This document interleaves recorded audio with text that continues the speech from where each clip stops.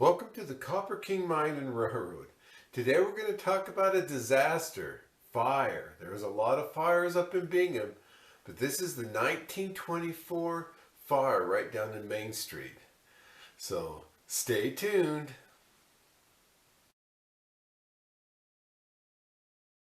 Today we're going to talk about the 1924 fire up in Bingham Canyon. We have some beautiful pictures of this August 17th, 1924 fire. Well, if you can call a fire beautiful. Some of these photos were taken by George M Ottinger, found at BYU Digital Library. Now, the town of Bingham was a sea of wooden structures, so fire was commonplace. Now here we have some few older pictures of fires, and look at this fire right here. It just took everything out in this whole area. And this was dated 1895.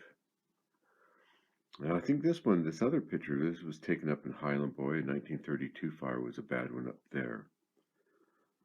And then some more down Main Street. They had another couple fires down Main Street. And I'm not sure of the years on these, but it's different than the ones we're going to talk about today. Look at the kids up on the roof on this one right here, trying to get a glimpse of this fire. The story of the fire and the date of the fire, the August 17th, 1924 date, came from the book Old Reliable, and that's by Lynn R. Bailey. The fire started in the basement of the Boulevard Butcher Shop, and that was around 1:45 a.m. in the morning. The fire was probably caused by a defective fuse in the large electric ammonia refrigerator plant. Now here's a Stamboard fire insurance map of this was dated 1913, but you can see this was probably the butcher shop right here. The Beauregard Butcher Shop was an old business in Bingham, and it was around for a long time. And here's some pictures of the old establishment, the old building they used to have. Here's an inside picture of the butcher shop, and this was taken in 1923, and that's a year before the fire broke out. Looks like a real nice butcher shop, doesn't it?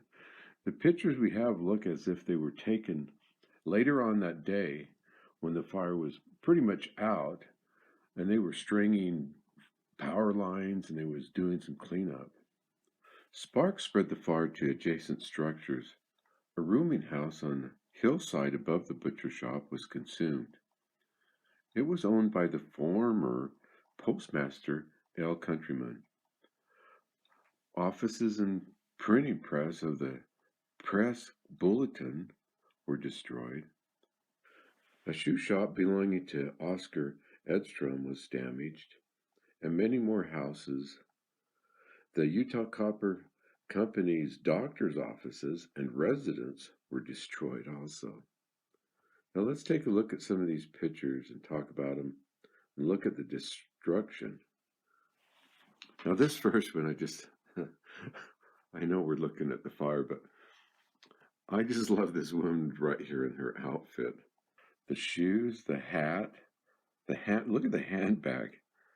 Even the way she's standing, I think that's pretty classy. Anyway, we'll go back and look at some of these pictures. And now this picture right here, I think is the shoe shop. This one to the left. And then to the right is where they'll build the Utah Copper Hospital. And this is the company doctors, Dr. R.G. Frazier and C.E. Kane were practicing there. And they'll later on build a nice new hospital there, a nice clinic. And that's actually the clinic in later pictures where I actually had my physical when I started at the mine. Look at the details in these pictures. This is great.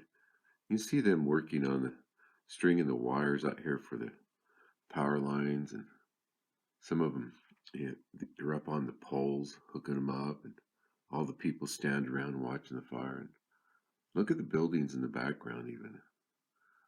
And look at this one. It's just one brick wall left over it. We'll talk about that in just a minute, about that brick wall. But this one, actually, you can see the smoke still coming off this building. And look at all the debris on the ground.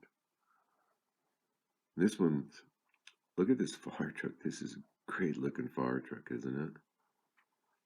And then this picture right here is looking up the canyon, and they're still working on the power lines right there. But I think that's a great picture, and the people are sitting there on the porch watching. And then this other one is looking down the canyon. You can still see that single brick wall just standing there. Now, I think this was the Bingham garage, and it was leased by Ren Nichols and Charles Adderley. And they actually had a bunch of cars in there, and they said they actually was able to save 60 cars that was parked in that garage. Now, people lost their lives, and the collapsing roof of the miners' union hall tossed 12 firemen into the rubble. 10 jumped to safety, but Tom Price and Harold Anderson were trapped underneath the falling walls and were killed instantly, so that's too bad. Another fireman, Leonard Gus, was burned severely.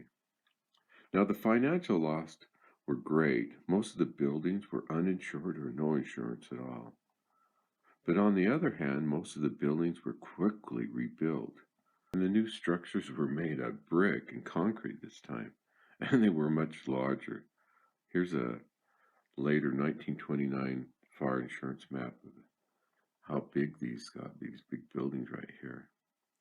This large panoramic view of the canyon shows the spot where that fire was at. Now, see the big empty lot right there? They'll keep that empty until 1933, and that's when they'll build the brand new post office in town. And here's some pictures of them building this post office, and then some later pictures of it. Now look across the street where that empty lot is, and that's the new Bingham Hospital, Utah Copper Hospital right there. And then just right next to that, to the left, is that still the old shoe shop that was saved from the fire. You can see in this 1929 map of it, it says Cobbler right there. So that was still the shoe shop. So that was the fire of 1924 in Bingham.